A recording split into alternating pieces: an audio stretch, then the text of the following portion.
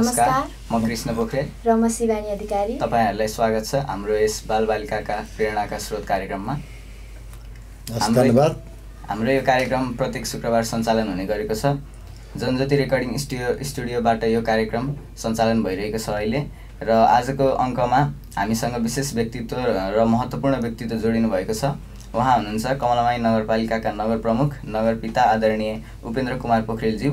यस कार्यक्रममा यहाँलाई हामी स्वागत गर्न चाहन्छौँ। धन्यवाद। हजुर आरामै हुनुहुन्छ? हजुर म आराम छु। अनि विद्यार्थी भाइ बहिनीहरूलाई हामी पनि आरामै छौँ। यहाँ नगर प्रमुखको रूपमा निर्वाचन भइसकेपछि कमलामाई नगरपालिकाले शिक्षा क्षेत्र तथा अन्य क्षेत्रमा उल्लेखनीय विकास गरेको छ। हजुरको पहल कदमीमा विद्यालयमा शिक्षक दरबन्दी, भौतिक निर्माण, छात्रवृत्ति लगायतका कार्यक्रमहरू सञ्चालनमा आएका छन्। यसको फलस्वरूप यस पालिकाका 2वटा विद्यालयले राष्ट्रिय पुरस्कार पनि जित्न सफल भएका छन्। यो हाम्रो लागि एकदमै गौरवको विषय छ। आगामी वर्षको नीति कार्यक्रममा बजेट पनि प्रस्तुत भइसकेको सन्दर्भमा शिक्षाका लागि अझै उत्कृष्ट बनाउन हजुरले के कस्ता योजनाहरू अघि सार्नु भएको छ? धन्यवाद। एकदमै राम्रो प्रश्न आयो मलाई। यो वास्तवमा सबैलाई यो शिक्षालाई अझ पनि सुधार गर्ने हो भने अहिलेको अबको शिक्षा भनेको यस्तै यो डिजिटल शिक्षा नै प्रविधिलाई नै प्रयोग गरेर अबको शिक्षामा हामी जानुपर्छ। र अहिले सिकेको शिक्षालाई अबको दिन पढिसकेपछि अब आगामी दिनमा अब हामीले जुन शिक्षा हामीले आर्जन गर्छौँ त्यो शिक्षा चाहिँ हाम्रो जीवनमा उपयोग बन्न पनि सकोस्। अब त्यसको लागि चाहिँ हामी सबै लाग्नुपर्छ। त्यसमा स्थानीय सरकारले त्यसको अगुवाई गर्छ। त्यो अगुवाईलाई साथ दिन चाहिँ सबभन्दा ठुलो अभिभावक यसमा सबभन्दा ठुलो भूमिका अभिभावकको पनि हुन्छ र शिक्षक गुरुहरू र अरू आम विद्यार्थी भाइ बहिनी सबै लागिसकेपछि यसलाई चाहिँ के भने भोलिको दिनमा हामीले जे विषय पढ्छौँ त्यो विषय प्रयोग गर्न पाइयोस्, ताकि त्यो विषय चाहिँ यो प्रविधिसँग जोडिएको हाम्रा प्राविधिक शिक्षाहरू रहन्।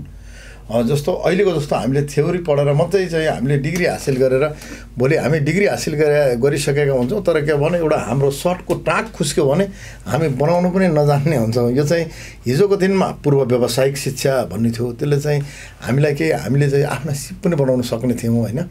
अब अहिले त्यो विषय पनि हटेको छ र अब आगामी दिनमा हामीले जहाँ जो विद्यार्थीहरू अहिले विभिन्न कार्यक्रमका नाउँमा जहाँ पढ्दै कमाउँदै भन्छन् होइन, विपन्न विद्यार्थीहरूलाई त्यो पनि एउटा चाहिँ जो पढ्दै त्यो एउटा कुनै न कुनै चाहिँ के भने पढ्दै कमाउँदैमा एउटा सिप पनि सिक्छ। र अबका दिन हामीले चाहिँ के भने विद्यार्थीहरूलाई जुन बेलामा पढ्दै जसका चाहिँ के भने जुन बालबालिकाहरू चाहिँ के भने उनीहरू केही गरेर सानो काम उनीहरूले सक्ने काम चाहिँ फुर्सदमा गर्न सक्छन्।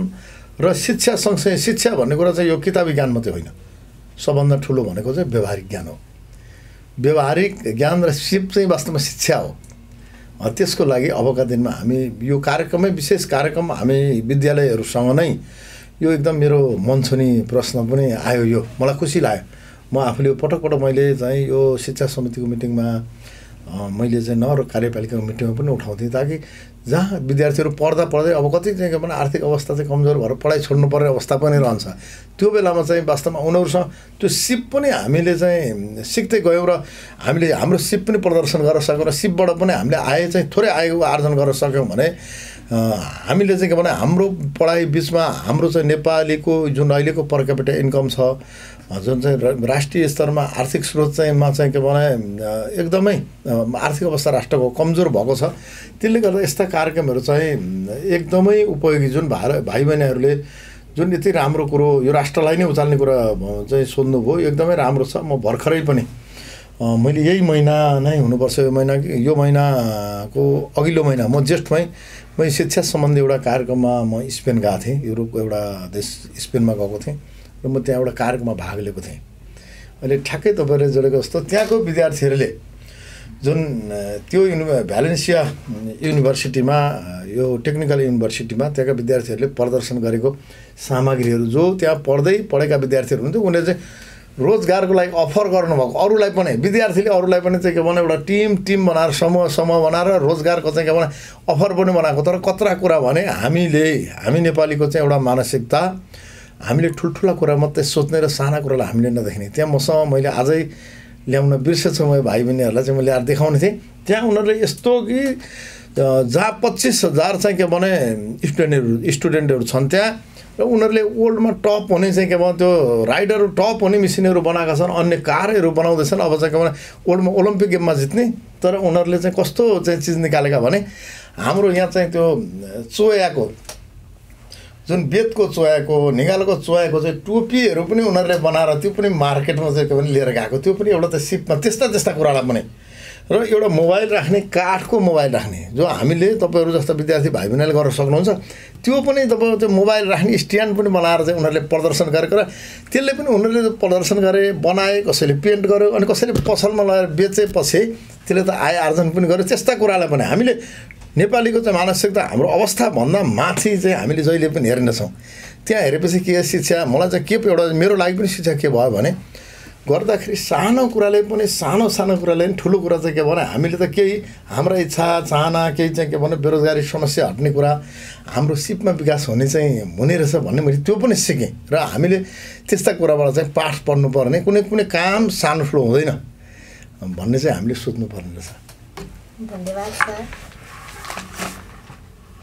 अब हजुरले यस पालिकाभित्र चाहिँ कार्यरत शिक्षक तथा कर्मचारीहरूको सन्ततिहरू चाहिँ सामुदायिक स्कुलमै पढ्नुपर्ने प्रावधान पनि ल्याउनु भएको थियो।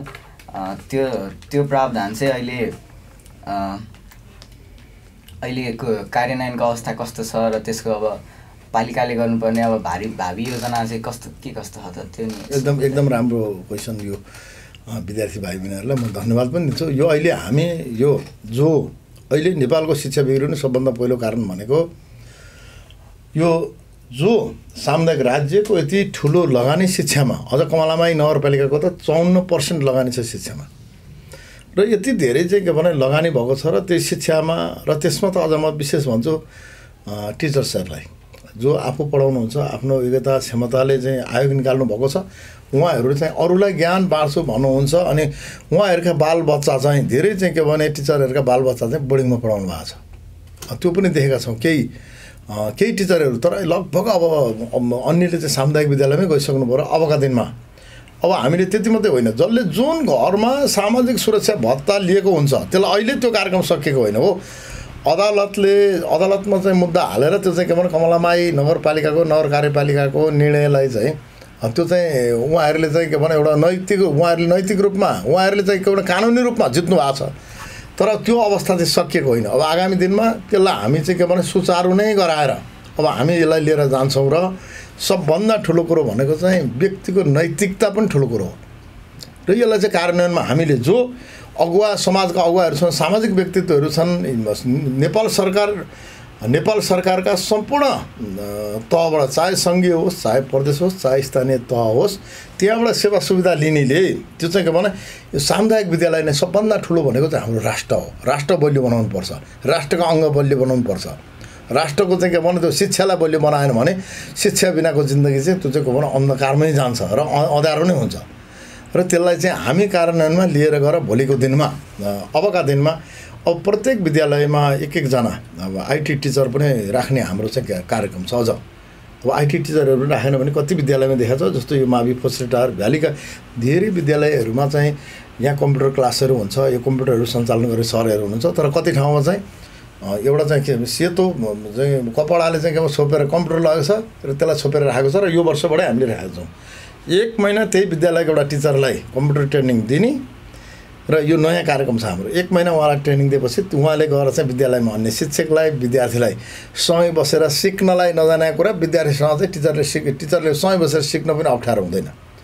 नजानेको कुरा जान्नेछु भनेर मूर्ख बन्नुभन्दा नजानेको कुरा चाहिँ त्यसले उमेरले त्यो पेसाले त्यसले चाहिँ के भने सानो ठुलो रहन्न। अब हामीले चाहिँ त्यसरी हामीले टिचरलाई 1 महिना ट्रेनिङ दिएर यो प्राविधिक शिक्षा पनि अब हामी चाहिँ के भने सञ्चालन गरेर प्रविधिसँग जोड्ने कुरामा चाहिँ अब हामी लाग्छौँ। अघि तपाईँले भन्नुभयो जस्तै अब शिक्षण सिकाइ सँगसँगै विद्यालयमा चाहिँ विद्यार्थीहरूको क्षमता विकास सम्बन्धी चाहिँ कार्यक्रमहरू सञ्चालन हुन अति आवश्यक छ होइन। यसै सन्दर्भमा हाम्रो श्री जनज्योति मावि विद्यालयले विद्यार्थीहरूको लागि चाहिँ उद्योजक तथा पत्रकारिता तालिम, वायरिङ प्लम्बिङ तालिम, हेयर कटिङ तालिमहरू सञ्चालन गर्दैछ। यस्तो तालिमहरूलाई चाहिँ दिगो रूपमा सञ्चालन गर्न र यसपालिकाको अन्य विद्यालयहरूमा चाहिँ सञ्चालन गर्नलाई चाहिँ तपाईँले के कस्ता योजना बनाउनु भएको छ त? अहिले पनि हामीले चाहिँ जुन विद्यालयले अहिले यस्तो चाहिँ राम्रो कुरा आयो है, मैले भनेका कुरा, मैले योभन्दा अगाडि बोलेका कुरासँग यो कुराहरू जोडेर यस्ता चाहिँ जसले चाहिँ के भने एउटा सिपमूलक कार्य सँगसँगै सिप सँगसँगै श्रम जोडेर चाहिँ आय आर्जन पनि गर्ने यस्ता कार्यलाई चाहिँ प्रोत्साहन गर्नको लागि त्यो आर्थिक स्रोतको चाहिँ के भने व्यवस्थापन स्थानीय सरकारले गर्छ मेरो पालामा। उहाँहरूलाई चाहिँ त्यसको चाहिँ त्यो जसले स्थानीय विद्यालयहरूले चाहिँ त्यस्ता चाहिँ के भने कार्यहरू अगाडि बढाउँछन् उहाँहरूको चाहिँ स्रोतको ग्यारेन्टी चाहिँ स्थानीय सरकारले गरिदिन्छ अबका दिनमा। अब हाम्रो यो कार्यक्रम अन्तिममा नि आइपुग्यो अनि तपाईँले भने जस्तै अब तपाईँ नगरपालिकाको काममा अलि व्यस्त देखिनुहुन्छ अनि यति हुँदाहुँदै पनि हामी जस्ता बालबालिकाहरूले आफ्ना जिज्ञासा गुनासाहरू चाहिँ त हजुरसँग प्रत्यक्ष रूपमा राख्न र तपाईँले समय उपलब्ध गराइदिनु हुन अब हजुरले हामीले हजुरसँग प्रत्यक्ष जिज्ञासा राख्न चाहिँ के गर्नुपर्छ र कसरी त्यो प्रत्यक्ष भेट्नहरू सक्छौँ भने त्यो बताइदिनु। ठिक छ, धन्यवाद। अब लगभग अझ म त यो फोस्रेटारमा त नजिकै पनि हुन्छु, भेट्न पनि सकिन्छ। वास्तवमा यो नगरपालिका भूगोलको हिसाबले नेपालकै चौथो ठुलोमा पर्छ अहिले स्थानीय तहमा। त्यसले गर्दा कति ठाउँमा चाहिँ अब यो अवस्थामा विद्यार्थीहरूसँग मैले बस्न पनि नपाउने अवस्था रहन्छ। त्यसले गर्दाखेरि पनि त्यो हुँदाखेरि विद्यार्थी भाइ बहिनीहरूले मैले प्रत्यक्ष चाहिँ मैले जुनसुकै विद्यालयका पनि प्र व्यवस्थापन स्कुल व्यवस्थापन समिति अध्यक्षज्यूहरूसँग मैले चाहिँ उहाँहरूसँग म प्रत्यक्ष सम्पर्कमा चाहिँ रहन्छु र उहाँहरूसँग समय मिलाउनु भने मैले एउटा अनुकूल समय मिलाएर एउटा मेरो लागि पनि नयाँ चाहिँ यो नयाँ प्रश्न पनि र यो नयाँ सिकाइ पनि भयो मलाई पनि हो र अब त्यसको लागि चाहिँ भोलि भविष्यसँग चाहिँ भविष्यका गणधारसँग मैले बसेन भने मैले भावी योजना बनाउनु पनि मलाई पनि समस्या हुन्छ। हिजोको चाहिँ के भने मैले मसँगका त्यो युगका मान्छे हिजोको चाहिँ के भने पैदल हिँड्ने युगको मान्छे अहिले चाहिँ के भने वास्तवमा प्रविधिले धेरै माथि पुर्याइसकेको थियो। हिजो आवा पठाउनु पर्थ्यो, चिठी पठाउनु पर्ने बेलामा अहिले हामी प्रविधिसँग जोडिएर संसारसँग पनि हामी नजिक भएको बेलामा अब वास्तवमा भोलिका चाहिँ के भने भावी नीति कार्यक्रम बनाउने बेलामा शिक्षा लगायत यो राष्ट्रको साना साना समस्यालाई पनि एड्रेस गरेर भावी पुस्ताको पनि चाहनालाई पूर्ति गर्न र उनीहरूको चाहिँ के भने उनीहरू अबको युग चाहिँ के भने यो राष्ट्र कस्तो बनोस् भन्ने चाहना नयाँ जिज्ञासु नै हुन्छ विद्यार्थी भाइ बहिनीहरू र त्योसँग जोडिनको लागि अब म एउटा समय तालिका नै मिलाएर म 2-3टा विद्यालयका एकैपल्टमा एकैपल्ट एउटा विद्यालयसँग त म समय दिन सक्दिनँ होला र म 3-4वटा विद्यालयका भाइ बहिनीहरूसँग बसेर समय चाहिँ उहाँहरूसँग बसेर यो अन्तर्क्रिया गर्ने कार्यक्रम चाहिँ म बनाएर जान्छु। म एउटा रुटिन नै बनाउँछु। धेरै धेरै धन्यवाद। हस्, धन्यवाद विद्यार्थी भाइ बहिनीहरूलाई पनि धेरै धेरै धन्यवाद। तपाईँलाई आफ्नो व्यस्तताको बावजुद पनि हाम्रो लागि समय निकालेर यहाँ उपस्थित हुनुभएकोमा धेरै धेरै धन्यवाद। तपाईँलाई आफ्नो व्यस्तताको बावजुद पनि हाम्रो लागि समय निकालेर यहाँ उपस्थित हुनुभइदिएकोमा हामी मिडिया क्लबका विद्यार्थीको तर्फबाट तपाईँलाई एउटा सानो मायाको चिनो दिन चाहन्छौँ, स्वीकारिदिनु होला। हस्, धन्यवाद ल भाइ बहिनीहरूलाई।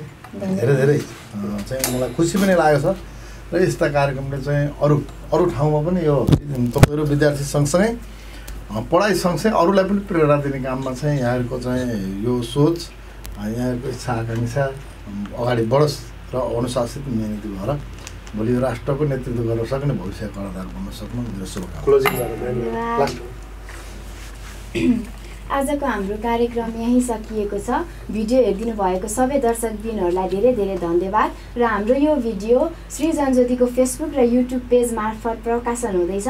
त्यसैले यो भिडियो हेरेर कस्तो लाग्छ प्रतिक्रिया दिनुहोला र लाइक, कमेन्ट, सेयर, सब्सक्राइब नभुलिदिनु होला। धन्यवाद।